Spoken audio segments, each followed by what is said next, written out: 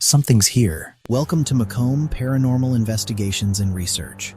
Tonight, we're taking a closer look at one of the most intriguing tools in paranormal work, and one of my personal favorites, the REM Pod. This compact device reacts to electromagnetic changes and can light up or chirp in ways that make you freeze in a dark room. When it goes off, it can really scare the heck out of you, especially when your flashlight is the only other light. Is it a natural spike, interference, or something else sharing the space? We'll set the scene, run a few controlled tests, and show real moments captured on location so you can judge for yourself. The REM Pod, detecting energy beyond the visible. Be sure to subscribe to Macomb Paranormal Investigations for gear breakdowns and full investigations.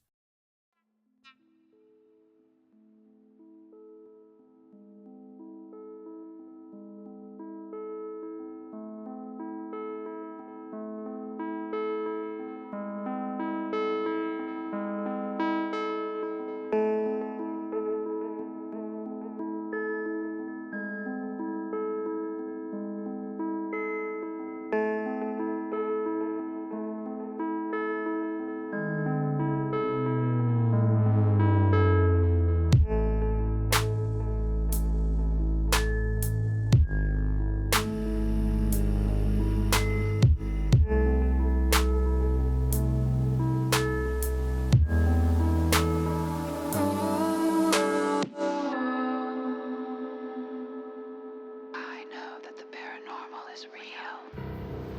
Listen.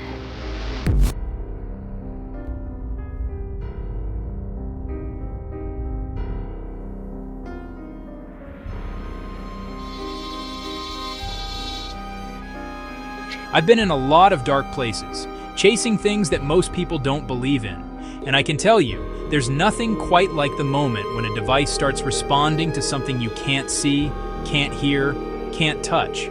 So when I first encountered the REM Pod, sitting there on a dusty table in an abandoned building, its antenna glowing in the darkness, I knew I was looking at something different.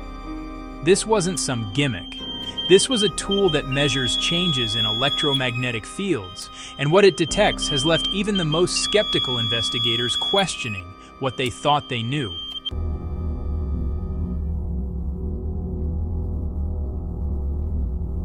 So here's how this thing actually works, and I promise you, it's more interesting than it sounds. The REM Pod has an antenna that radiates its own electromagnetic field in a small radius around the device. Now, this field is calibrated to a baseline, which means the device knows exactly what the environment should feel like when nothing is disturbing it. You see, we're not talking about detecting ghosts directly. We're talking about measuring disturbances in an electromagnetic field that shouldn't be there. And this is important because before you even turn this thing on during an investigation, you need to understand what you're actually measuring. You've got to rule out the obvious stuff first. Cell phones, electrical wiring, radio frequencies, even the metal in the building itself can throw off readings. So investigators do what's called a baseline sweep. They map out all the normal electromagnetic noise in the area, they document it, and then they know what's environmental and what's anomalous. The REM Pod isn't magic, it's measurement. But what it measures can lead you to some seriously strange places. Now, when something disturbs that electromagnetic field, the REM Pod responds. And the way it responds tells you something about what just happened. The device has a series of LED lights and it emits different pitched beeps, depending on how strong the disturbance is and how close it is to the antenna.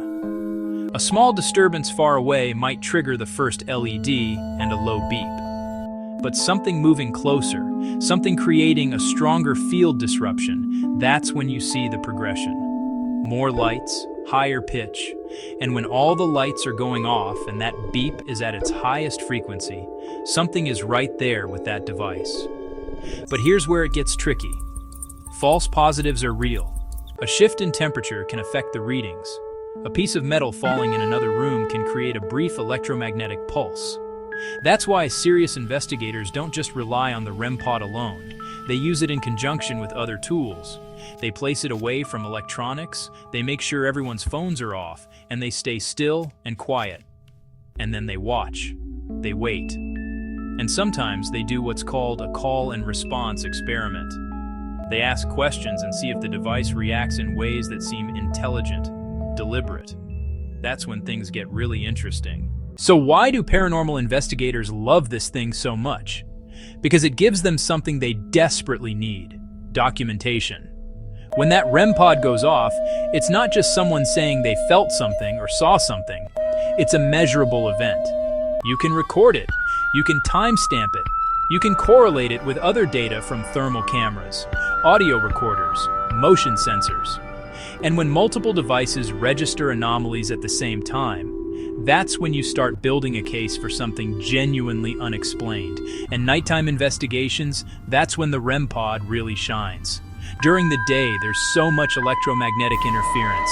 Power grids are at full capacity, people are using devices, radio signals are bouncing everywhere. But at night, especially in abandoned locations, that interference drops dramatically.